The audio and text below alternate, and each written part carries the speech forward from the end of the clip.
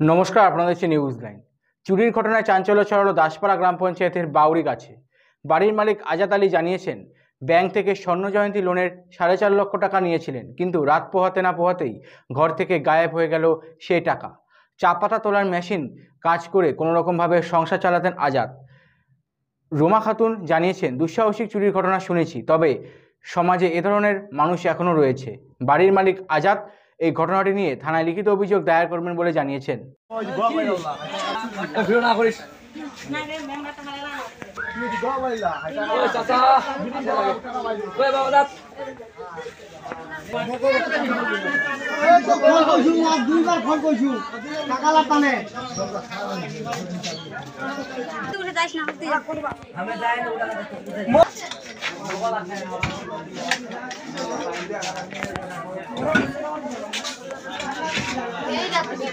ও ডেকটা ছিল টাকা লাগা এই ঢিলা টাকা এই ছিল তো দেখা যায় যে টাকা রেখে জামানি হাতে ইলা কোটা দিয়ে নিচে ছিল।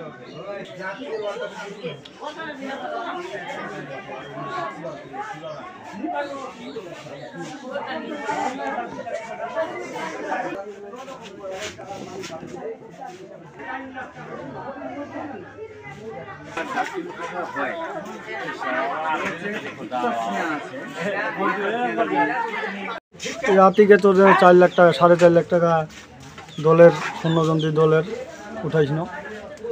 তারপরে রাতে মোটামুটি দরজা কাটে তোরে তালা ফাটাই নিয়ে গেছে, সবগুলো নিয়ে 4.5 লাখ টাকা। 4.5 লাখ টাকা রাত্রে আপনারা ঘুমাইছিলেন? হ্যাঁ, আর কালকে স্বর্ণ জয়ন্তী লোন থেকে তুলেছিলেন? কালকে তুলেছি। বাউরি গাছ। আপনার নাম কি? আজাদ হোসেন। মানে আপনার বাড়ি থেকে চুরি হয়েছে? হ্যাঁ, আমার বাড়ি। আজকে রাত্রে? আজকে রাত। সময়টা জানা আছে কি? সময়টা বলতে পারবো না।